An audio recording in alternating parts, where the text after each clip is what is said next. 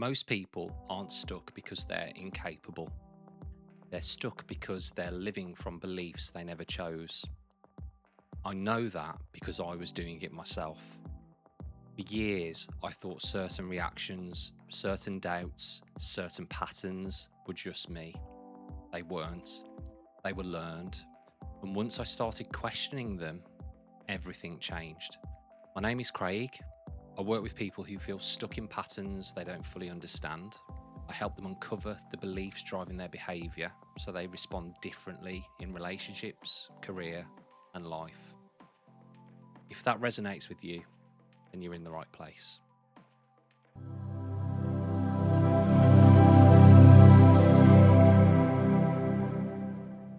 All right, so let's unpack that. When I talk about beliefs, I'm not talking about positive thinking.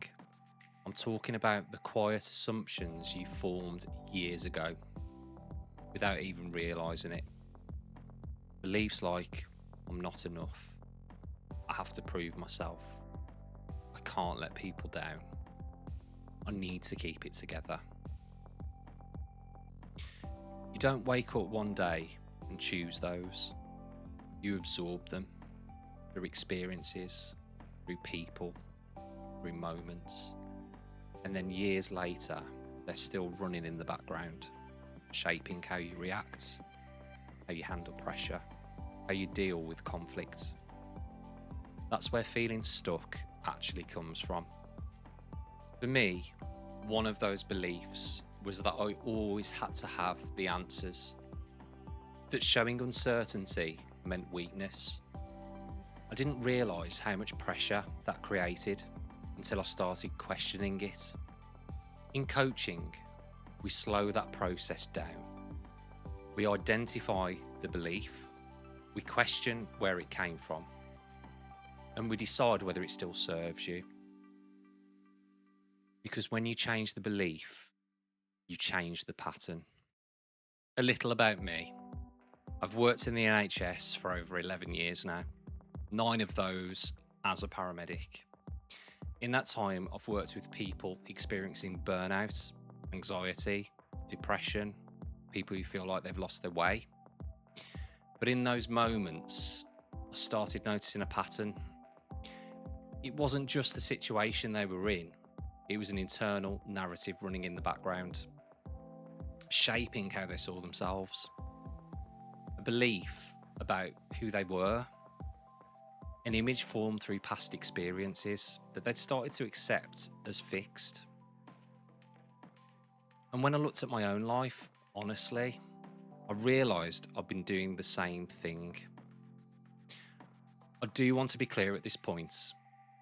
This channel, my online contents, the one-to-one coaching that I offer, it's not aimed at people with significant mental health conditions. If that is you, I would always recommend speaking to your GP or a medical professional.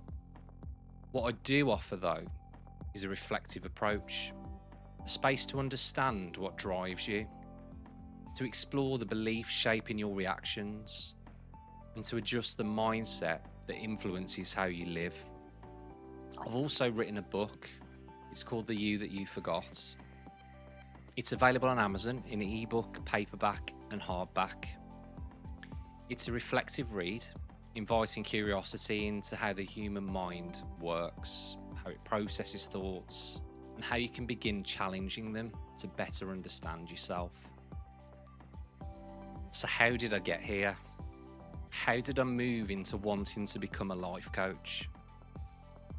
I've always had a sense that there was more going on beneath our thoughts, more to how we relate to them, more to why we react the way we do.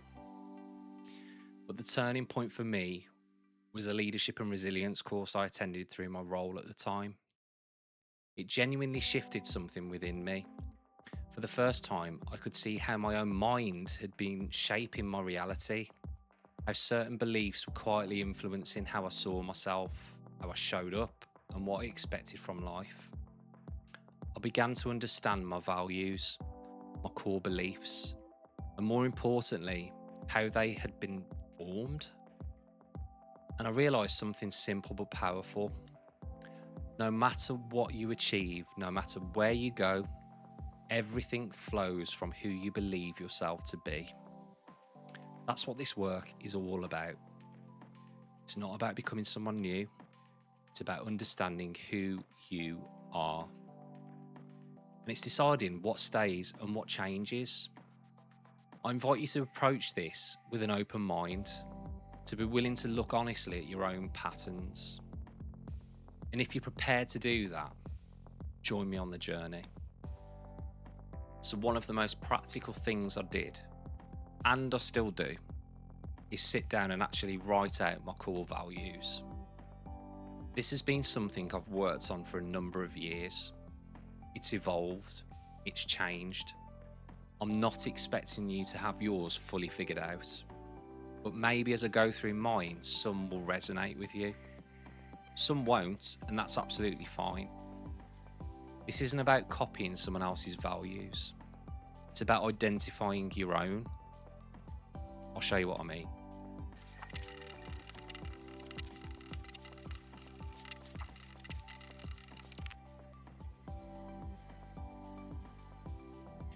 So these are mine as they stand right now.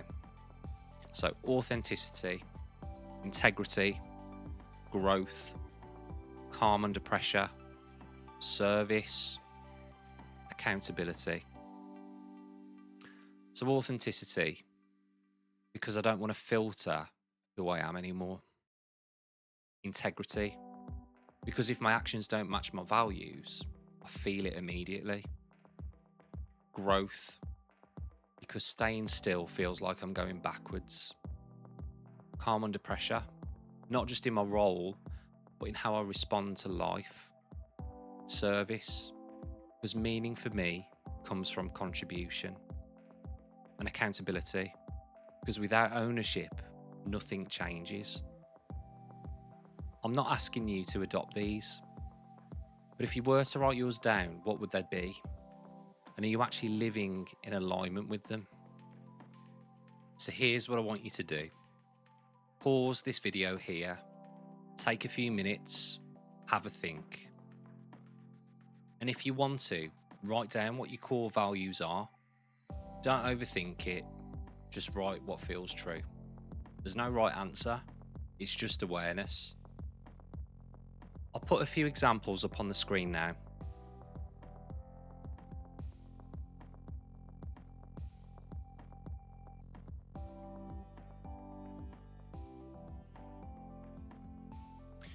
And once you've written them down, the real question is this: are you actually living in alignment with them at the moment?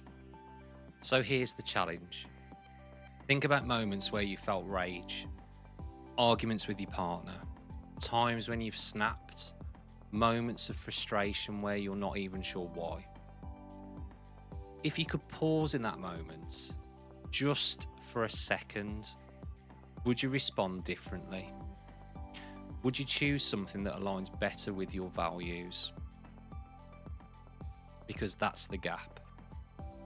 The gap between reaction and response. And that gap is where change happens. So we'll leave this episode here. In future episodes, I'm going to go deeper into our internal narratives, the stories we carry, where we came from, and how they shape who we believe we are. We'll also come back to values and how alignment with them changes the way that you live. As this channel grows, you'll see more videos like this, but you'll also see conversations with like-minded people with different perspectives and ideas about identity, belief, and personal growth, adding depth to the message.